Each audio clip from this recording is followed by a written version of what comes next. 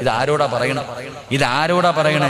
വിവാഹത്തിന് പള്ളിയിൽ പോയിരിക്കും, നാട്ടുകാരെ മുഴുവനും വിളിച്ചു വരുന്നത് കണ്ടാ പടച്ചവനെ പുതിയാപ്പൾ അല്ലോ സിനിമാ താരങ്ങൾ വരുന്നത് പോലെ ഒരുങ്ങി കെട്ടി ഇങ്ങോട്ട് വരും, പള്ളിക്കകത്ത് കൊണ്ടുവന്ന് കാഴ്ച വസ്തുവിനെ പോലെ ഇരുത്തും.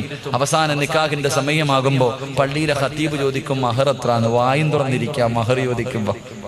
എടാ മഹർ എത്രയാടാന്ന് ചോദിക്കുമ്പോ കണ്ണ് തെള്ളികെട്ട് വെടികൊണ്ടവനെ പോലെ ഇരിക്കുന്ന ചില ആണുങ്ങളുണ്ട്. വാപ്പാനോട് ചോദിക്കും വാപ്പ മഹർ എത്രാന്ന്, വാപ്പ ഒന്ന് കെട്ടിയത് എന്നിട്ടും ചോദിക്കാം മഹർ എന്നാണ്. എന്റെ പ്രിയപ്പെട്ട സഹോദരങ്ങളെ, മഹർ എന്ന് പറഞ്ഞാൽ എന്താ? നിങ്ങളുടെ നാട്ടിലൊക്കെ അറിയണം. ഇവിടെ എങ്ങനെയാടെ മഹറൊക്കെ കൃത്യം ചില സ്ഥലങ്ങളിൽ നിശ്ചിത മഹറുണ്ട്. 5 പവൻ 10 പവൻ കൊടുത്തേ പറ്റത്തുള്ളൂ. എവിടെ വെച്ച് കൊടുക്കണം എന്നറിയോ?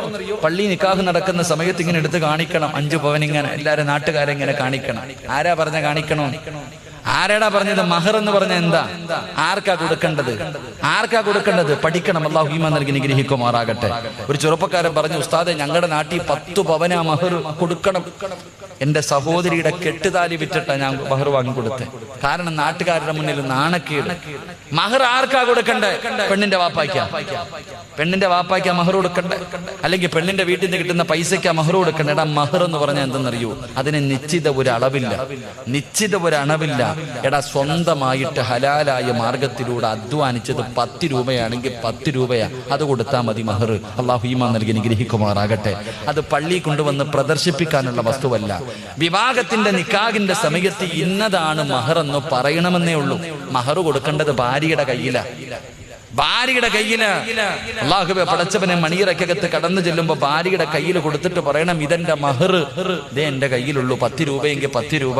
മോളെ ഇനി ഒന്നുമില്ലെങ്കിൽ ഒന്നുമില്ല, ഞാൻ നിന്നെ മരിക്കണ കാലം വരെ ദുഃഖത്തിലും സന്തോഷത്തിലും ഞാൻ നിന്റെ കൂടെ ഉണ്ടാകുന്ന ഒരു നല്ല വാക്ക് പറഞ്ഞാൽ മതി. ഭാര്യ തൃപ്തിപ്പെട്ട അതിനാ മഹർ എന്ന് പറയുന്നത്. അല്ലാഹു ഈമാൻ നൽകി നിഗ്രഹിക്കുമാറാകട്ടെ. ആദം നബി ഹവ്വാ ബീവി റളിയല്ലാഹു തആല അൻഹു കൊടുത്തത് സലാത്തായിരുന്നടാ പൊന്നുമോനെ.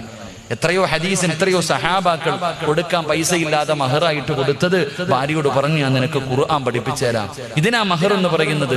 സ്വന്തമായി അധ്വാനിച്ച ഹലാലായ മാർഗത്തിലൂടെ ഉള്ളത് അത് എന്താണോ അത് ഭാര്യയുടെ കയ്യിൽ കൊടുത്ത് തൃപ്തിപ്പെടുത്ത്, അതിനാണ് മഹർ എന്ന് പറയുന്നത്. അല്ലാഹു ഈമാൻ നൽകി നിഗ്രഹിക്കുമാറാകട്ടെ.